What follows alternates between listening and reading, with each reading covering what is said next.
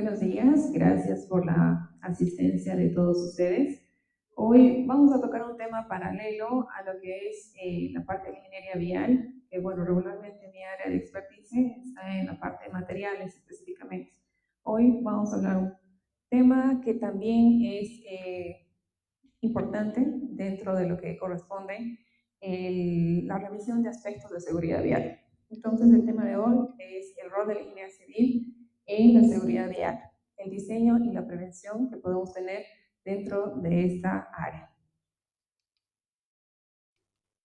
Bueno, la presentación de hoy consta de 4 puntos. Vamos a revisar un poco los aspectos generales de la seguridad vial,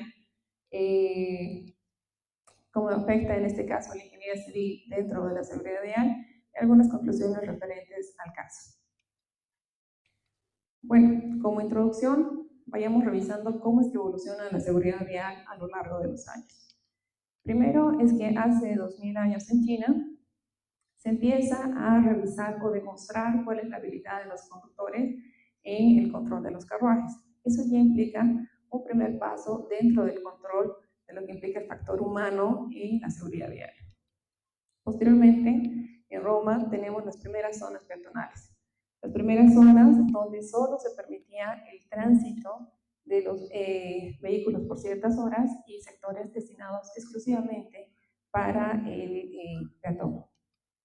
Posteriormente, en el siglo XV, tenemos ya las primeras sanciones aplicadas a las multas de los carreteros que ocasionaban accidentes por estado de ebriedad. Esto en el reinado de Isabel la Católica. Ya en el año 1886 tenemos lo que son los vehículos movidos a motor de explosión, y a partir de esto ya explosiona o tenemos un crecimiento acelerado de lo que es los accidentes vehiculares. Y es así que en el año 1968 tenemos la Convención de Viena, que en este caso sienta las bases para lo que son las señales de tránsito y las marcas viales necesarias para cuidar a los peatones. Ya si nos vamos también remontando en la historia, el primer accidente que tenemos, el primer accidente de tránsito que tenemos a nivel mundial, corresponde en Londres en el año 1886, y en este caso la afectada fue una madre londinense de 44 años. ¿Qué sucedió en esta época? Una carroza, un auto que circulaba a una velocidad de 6.4 kilómetros hora impactó contra esta persona. Uno podría decir que esta velocidad es demasiado baja para las velocidades que estamos acostumbrados actualmente, pero debido a las características de los vehículos de esa época, tenía y se convierte en un fuerte impacto. A partir de esto, ya con el uso del vehículo, tenemos que anualmente ocurren casi 1.30 millones de muertes de carreteras en todo el año. Y esto se va sumando, y si observamos en lo que es la OMS, es uno de los 4 factores principales de muerte humana. Revisemos aspectos generales. En este caso, ¿cuáles son las características de este problema mundial? ¿Qué pasa en nuestro contexto nacional? ¿Cómo es que se puede tener una base de datos vinculada con este tema? Y las causas principales de los accidentes. El problema mundial. Respecto al problema mundial, tenemos una percepción, en este caso, no bastante sesgada de lo que son los accidentes de tránsito. Suceden en lugares puntuales y estamos acostumbrados a lo que es la circulación por las vías. Por lo tanto, no percibimos lo que es el riesgo. Y es así que si yo les muestro a ustedes esta imagen, ustedes me podrían decir qué perciben, qué sensación de riesgo perciben en esto. Tenemos un tiburón que realmente es una imagen que nos atemoriza. Pero ¿qué pasa en este caso si yo veo esta siguiente imagen? ¿Cuál de las dos imágenes perciben ustedes que existe más riesgo? Tal vez en la primera, porque es lo que hemos acostumbrado, hemos relacionado. Tiburón se relaciona con un peligro. En cambio, estar en la playa, de vacaciones, es un lugar de esparcimiento, no tengo ninguna percepción de riesgo. Sin embargo, si revisamos estadísticas, en general, de los 80 ataques de tiburón no provocados en un año, solo 5 resultan fatales. Pero si se hace el contraste con lo que es la caída de cocos en playas, casi 150 personas fallecen por año por esta circunstancia. Entonces es ahí donde nosotros tenemos a veces una visión tan acostumbrada a nuestras vías que no percibimos dónde se tiene el riesgo.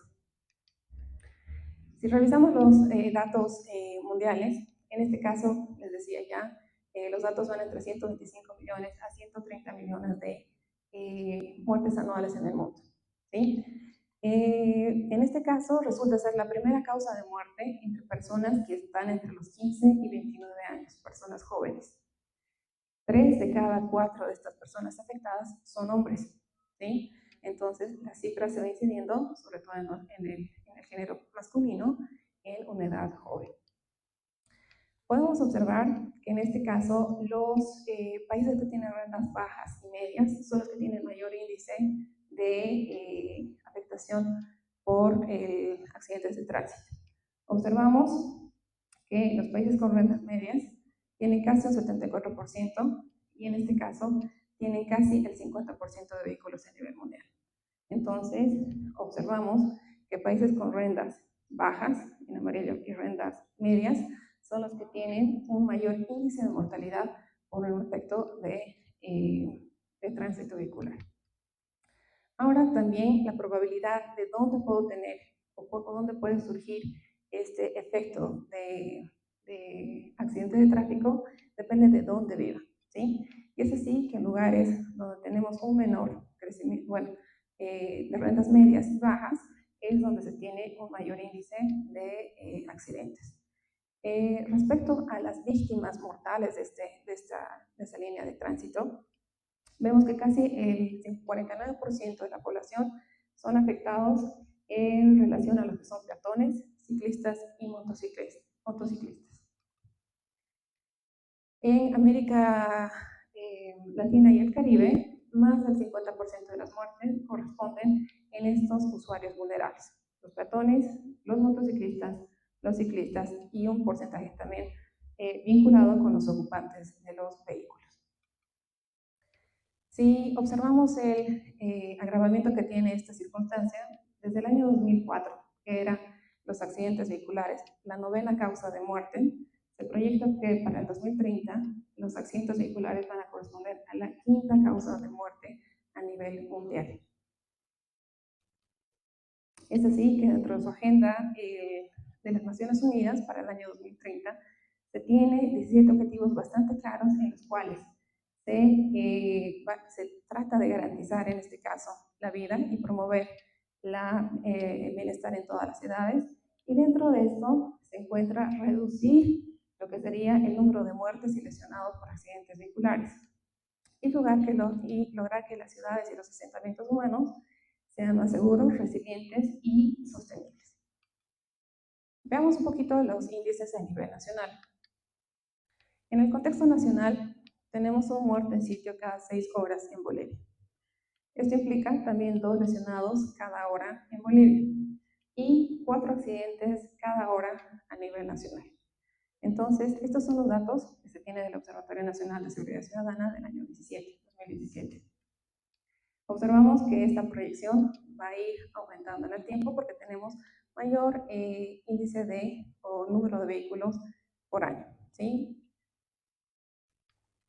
Tenemos un Plan Nacional de Seguridad Vial que sigue siendo, en este caso,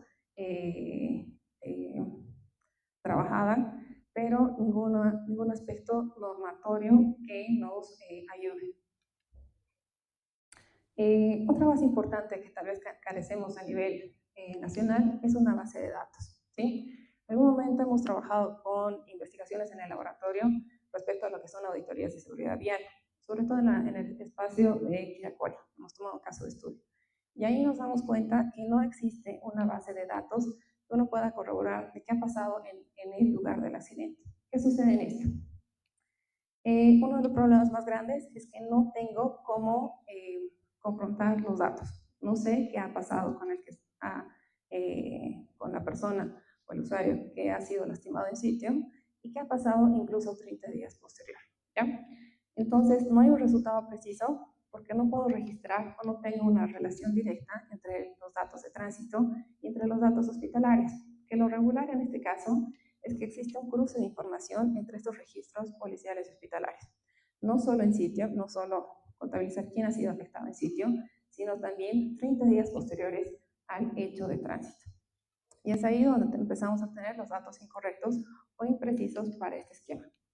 De esta forma es que a nivel mundial tenemos una base, o existe una base de datos de tránsito y carreteras internacionales, en el cual algunos países o 37 países están registrados, ¿sí?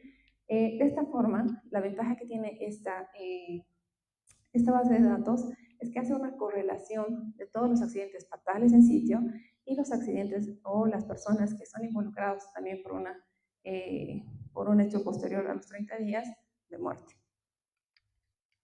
Entonces, esta base de datos nos podría posteriormente ayudar a generar lo que son auditorías viales en los segmentos que encontramos con mayor índice de accidentes.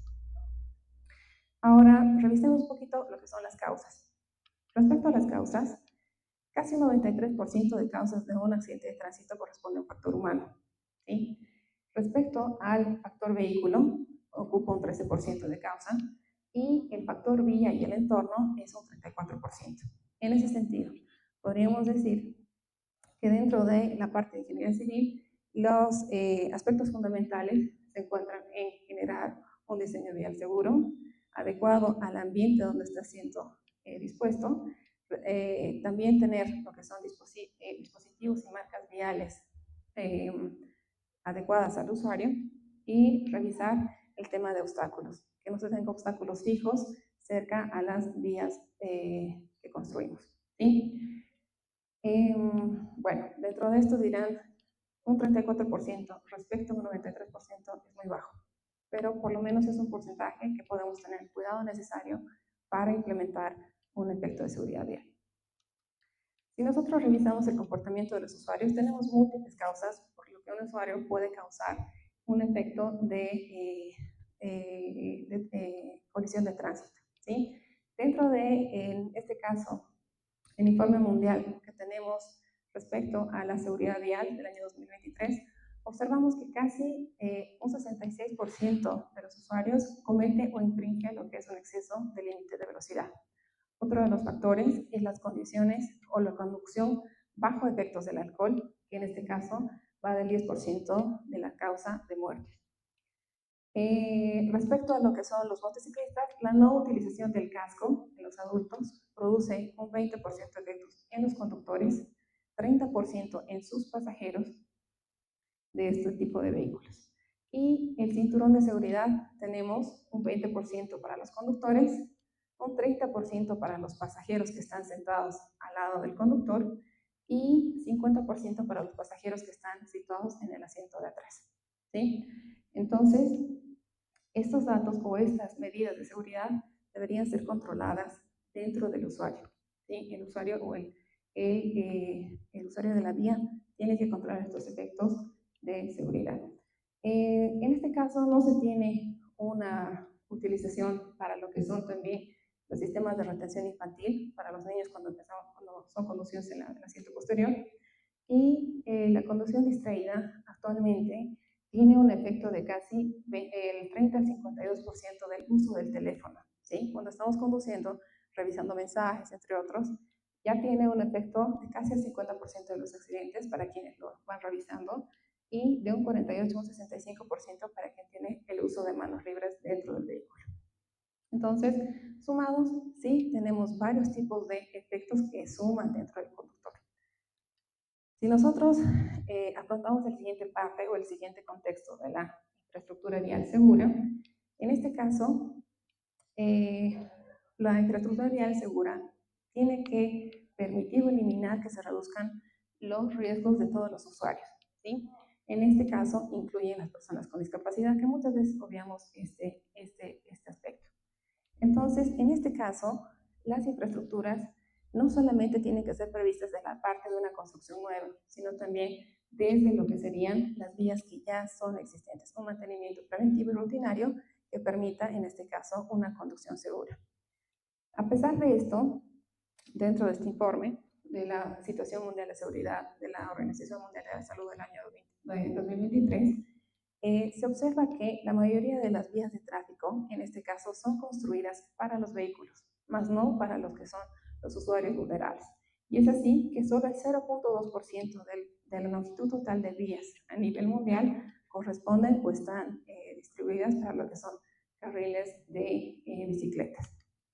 Si observamos esta gráfica de 500.000 kilómetros evaluados a nivel mundial, observamos que el 40% de las vías son proyectadas para vehículos de 4 ruedas. Apenas en este caso tenemos un 23% para ciclistas y un 21% para peatones. Revisemos el siguiente efecto o el siguiente aspecto que también está vinculado, que son los vehículos seguros, ¿sí? De esta revisión observamos que los países que cuentan con normas básicas de seguridad para lo que son sus vehículos están revisados en esta escala de colores.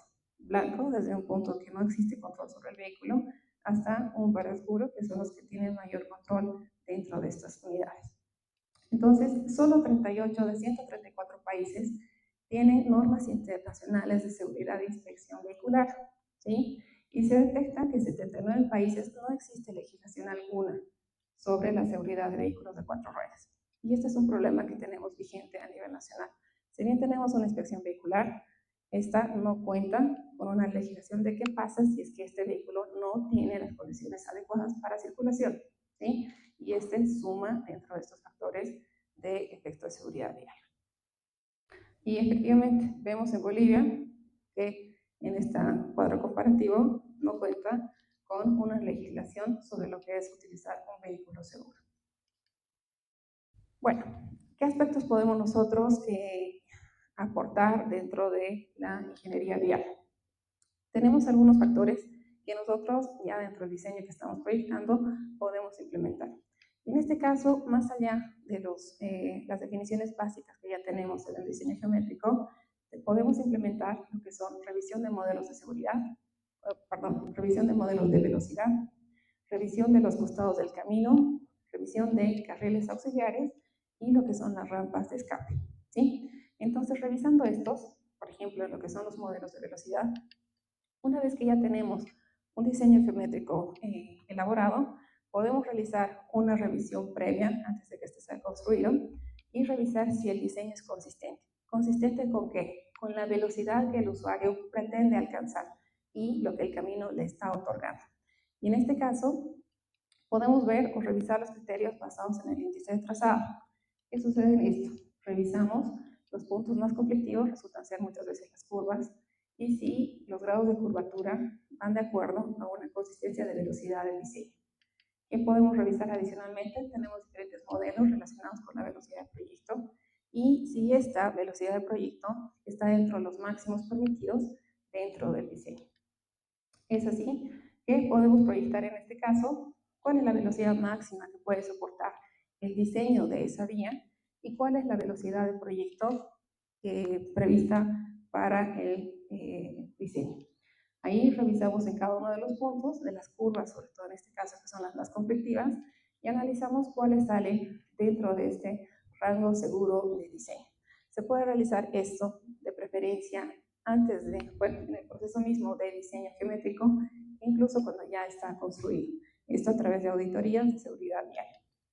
A través de esto tuvimos una revisión que nosotros hicimos para la carretera de cruce Vacas-Paredones, y observamos que en estos puntos existen algunas curvas de forma muy consecutiva que efectivamente se encuentran dentro de un índice considerado malo. Puede verse muchas veces que estos diseños corresponden a carreteras de alta montaña. Entonces, deberíamos en alguna forma adecuar estas curvaturas o disminuir lo que es la velocidad del proyecto proyectada para el diseño. Si nos vamos a los costados del camino, que es otra de las alternativas dentro de la seguridad vial en la infraestructura, observamos que estos costados pueden salvar vidas, ¿sí? Y muchas veces tenemos unas pendientes muy pronunciadas que pueden generar un vuelco de campana en el vehículo. Y es así que los costados del camino sí es un componente que está siendo revisado recientemente, y en este caso se trata o se analizan las áreas externas de la calzada. ¿sí? Entonces, ¿qué significa? ¿Por qué se toma esta revisión? Porque casi el 30% de las muertes en carreteras es por un accidente de pérdida de control. Y esto involucra el despiste de un solo vehículo, ¿sí? Entonces, ¿qué es lo que estamos buscando con esto? Que los costados perdonen la vida de este vehículo que ha sufrido la distracción. Es así que para los costados del camino, como una primera herramienta, tenemos en este caso evitar que los vehículos salgan de la vía. ¿Qué hacemos con esto? Colocamos, y yo creo que ya varios de ustedes han visto en las vías, existen bandas sonoras a los costados. Cuando el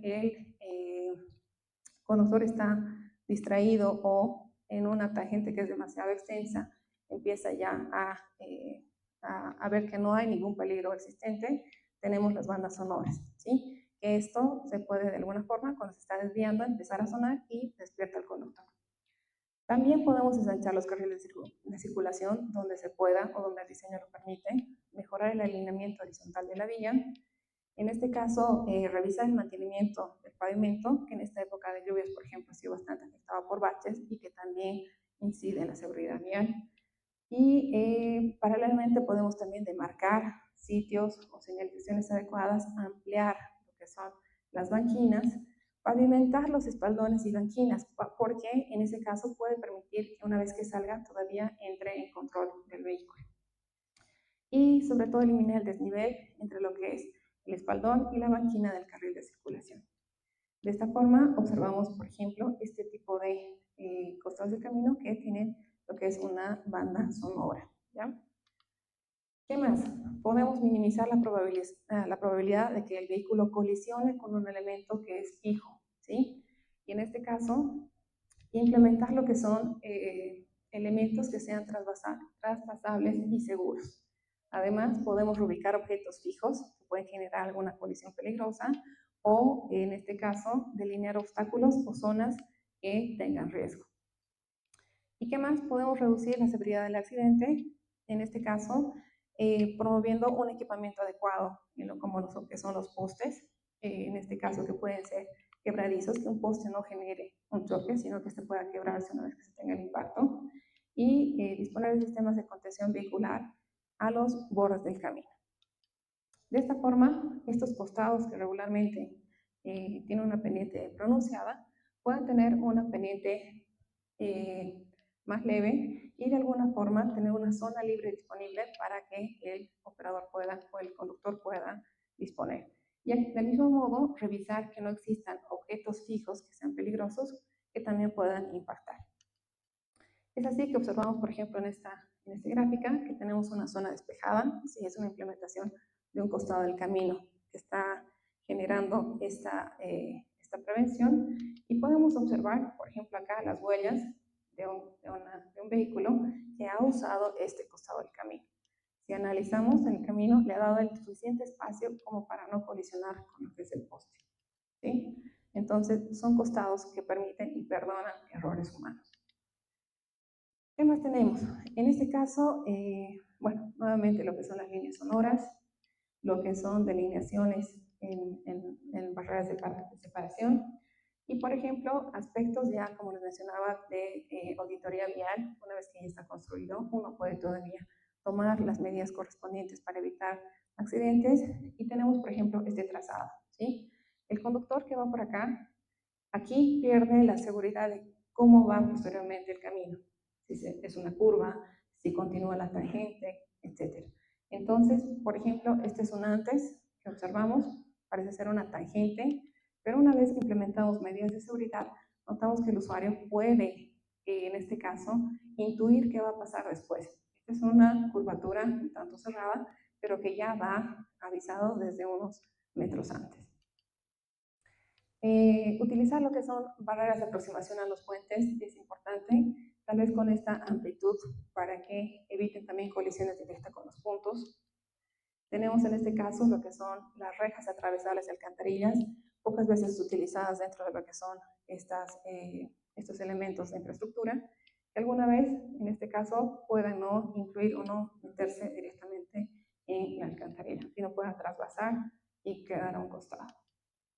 ¿Qué más tenemos? prolongación de una alcantarilla en la misma forma que no choquemos directamente con el cabezal, sino que el vehículo pueda traspasar. La pavimentación de la banquina, importante, donde se pueda construir o se tenga el presupuesto para hacerlo, bienvenido, también puede ayudar dentro de estos aspectos de seguridad. Los bordes seguros, que no sean unas pendientes pronunciadas entre un elemento y otro. Las barandas de defensa de seguridad, en este caso para alguien que tenga algún exceso de velocidad. Vemos acá también lo que es la implantación de barandas de seguridad en segmentos que incluyen lo que son puentes, ¿ya?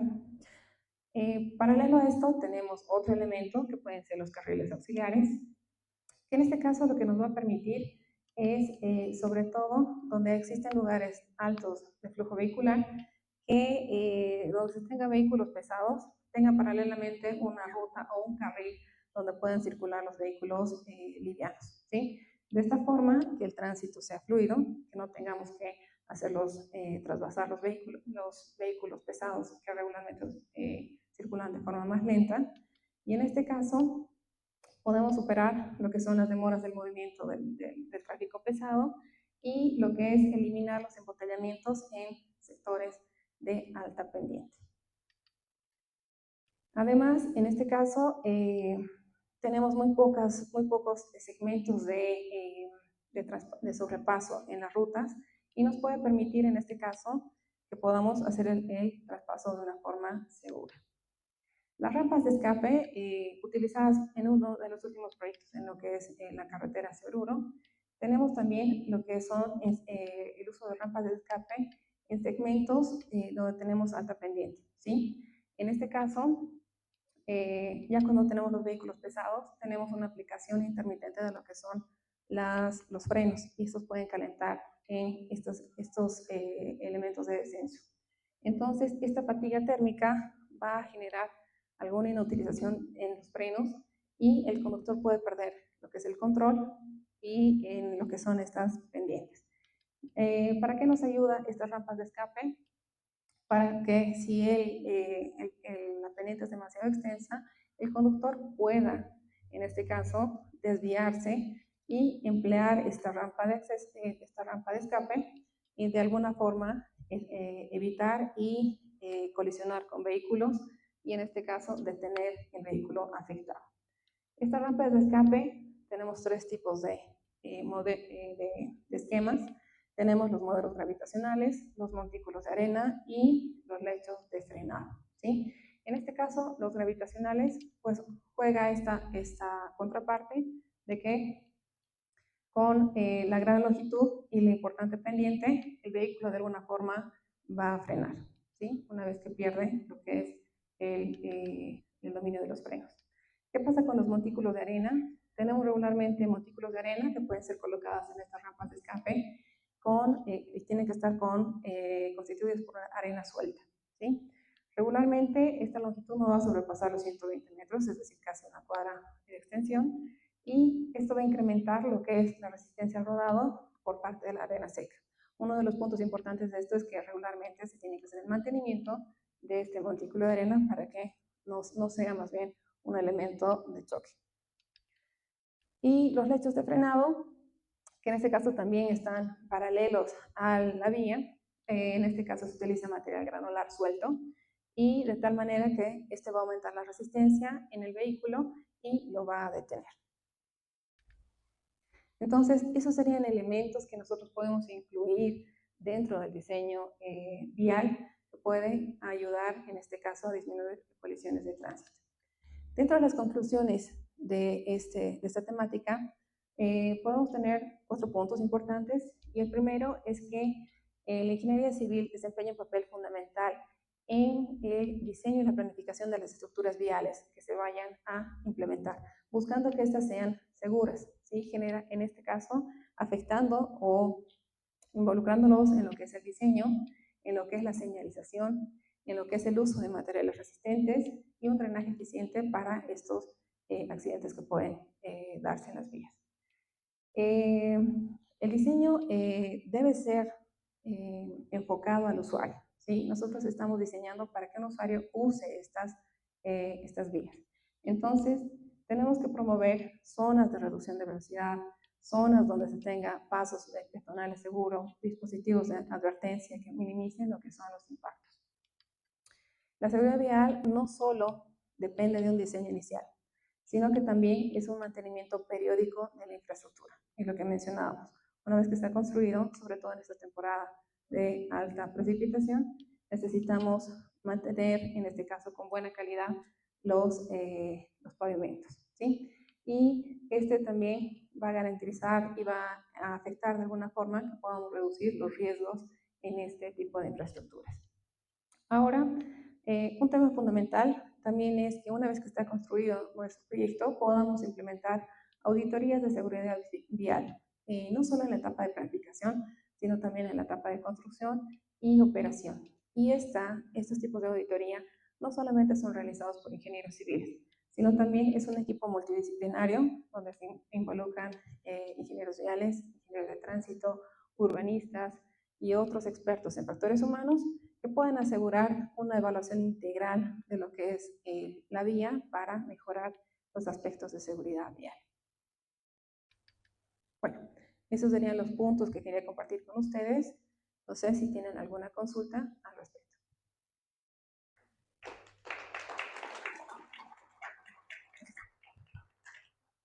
Bueno, agradecemos a la ingeniera Sardia por su presentación y ahora vamos a pasar a la ronda de preguntas.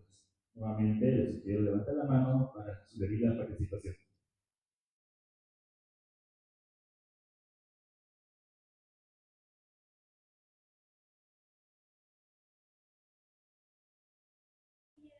Sí.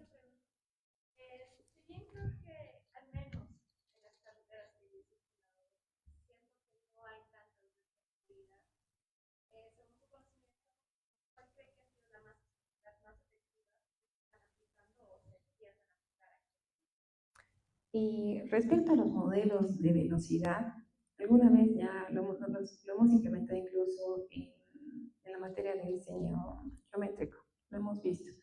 Sin embargo, no está dentro de la normativa nacional y ese es un problema que puede afectar, pese a que hay medidas para implementarlo.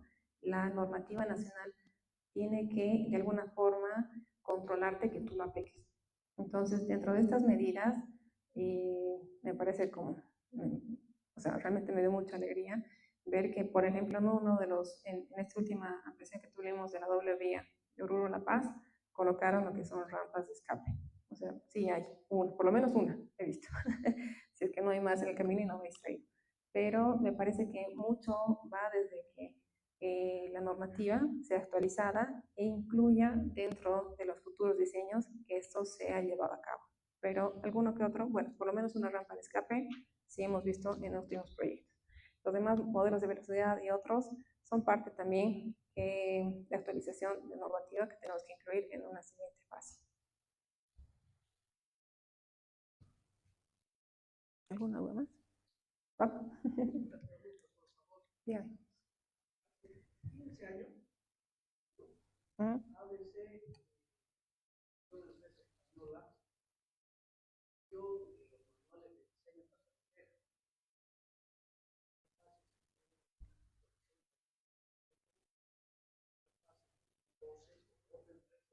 para manuales,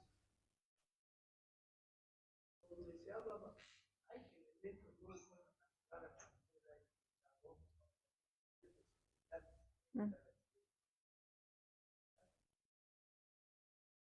¿Cree usted que esas normas o esas manuales, estas guías que fueron hechas deben ser actualizadas?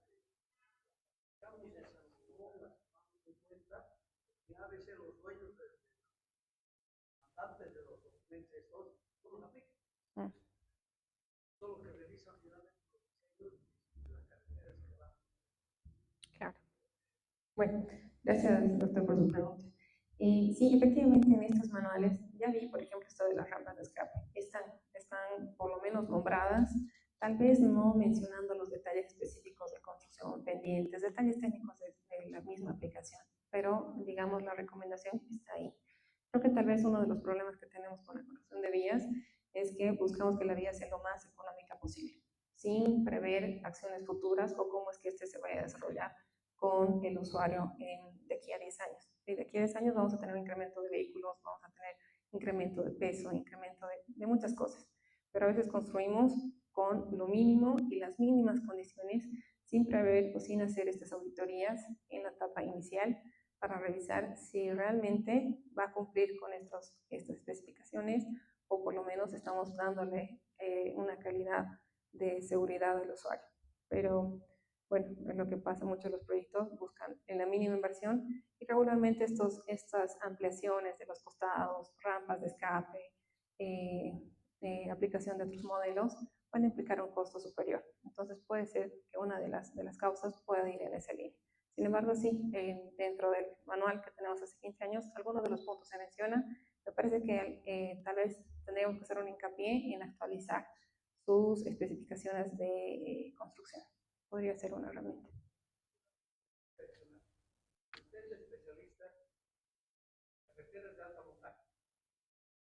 Sí.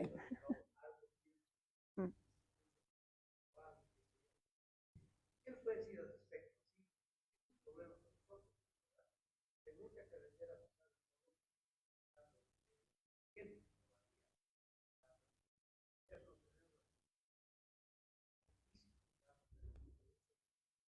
una carretera a la fotografía. ¿Qué nos puede explicar sobre eso? Hay algo muy específico. Un curso especial. Sí. Bueno, sí. Realicé un curso en Argentina respecto a lo que son caminos de alta montaña, precisamente con este esquema de buscar mejoras en el diseño vial.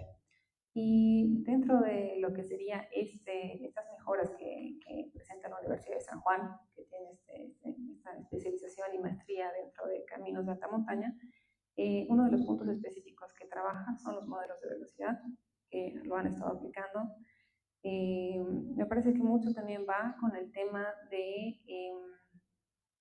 lo que es material que se utiliza en la infraestructura, ¿sí? El pavimento que se coloca dentro de la estructura, o sea, que vaya adecuado a las características del lugar.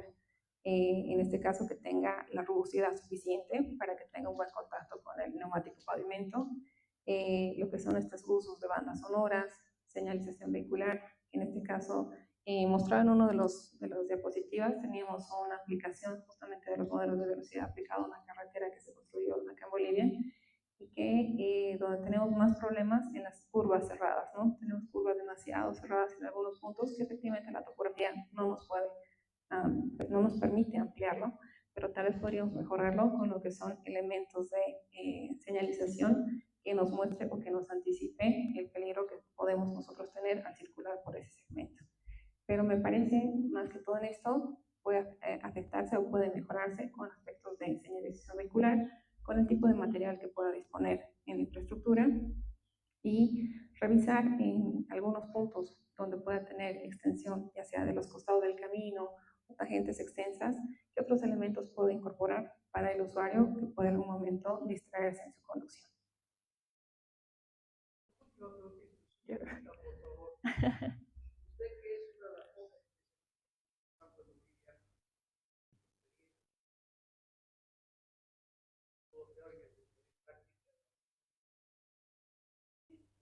Le merece usted los dos tipos de renovadura que debemos usar. ¿Qué nos recomendaría en este caso para de alta montaña? En este caso, bueno, alguna vez hablábamos con algunos colegas de Colombia al respecto y sobre este aspecto de utilizar un material flexible o un material rígido. Muchas veces depende del presupuesto que esté en el proyecto y en este caso el tiempo de vida que tenga que aplicarse, el tiempo de diseño que tiene que aplicarse en la estructura. Entonces, no podría colocarme de lado, hágase con pavimento flexible o hágase con pavimento rígido, sin en este caso conocer cuáles son las características del proyecto, dónde está ubicado, de dónde tenemos que traer los materiales, cuál nos va a dar un mejor costo-beneficio a largo plazo y sobre todo cuáles son los montos de inversión iniciales que tenemos, porque a veces dependemos o queremos ver algo muy bueno, definitivamente no lo vamos a lograr en este plazo, sino también tendríamos que revisar la construcción por etapas.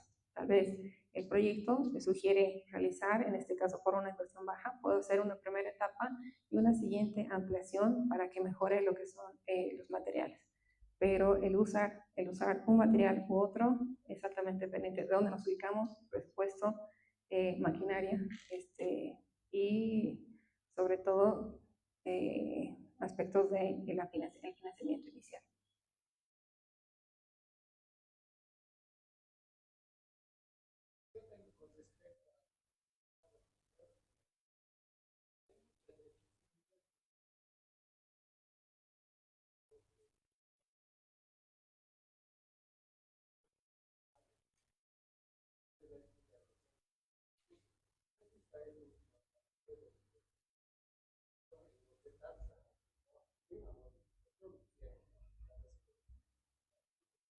Uh-huh.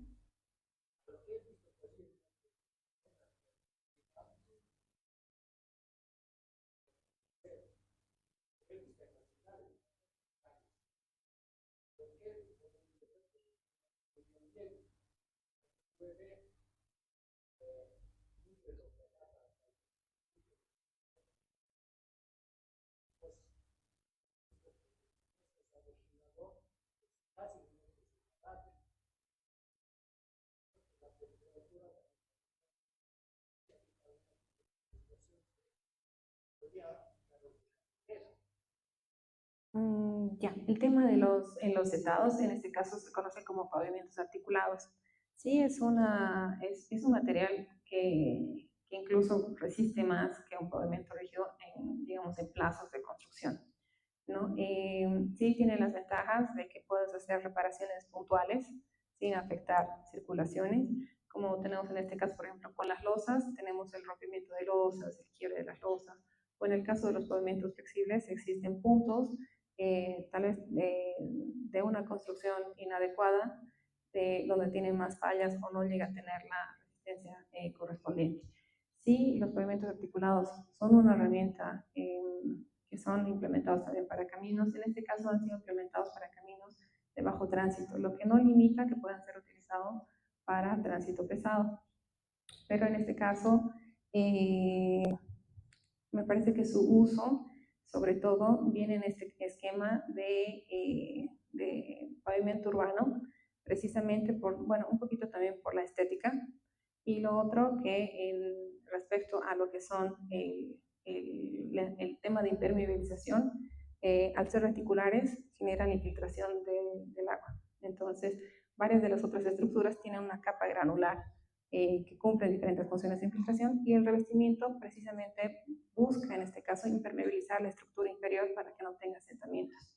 Entonces, con vehículos de alto tonelaje, puede de alguna forma los caminos articulares, en este caso en los setados o articulados, generar alguna falla en la parte inferior, precisamente porque no tiene esa impermeabilización para vehículos de alto tonelaje.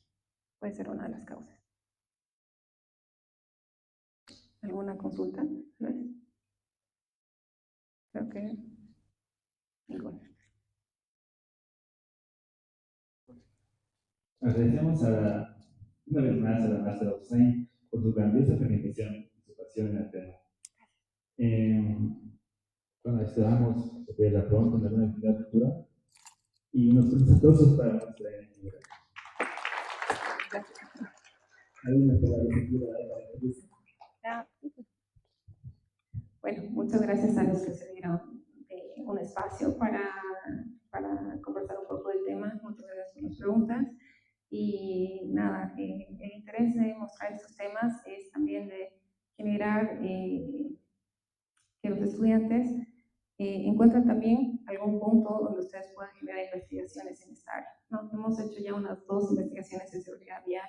No es un tema que termine con esto, sino que puede ser aplicado. Entonces, invitarlos a los estudiantes, si se sienten interesados en la temática, que podamos seguir trabajando sobre este lineamiento en ya alguna investigación futura. Gracias.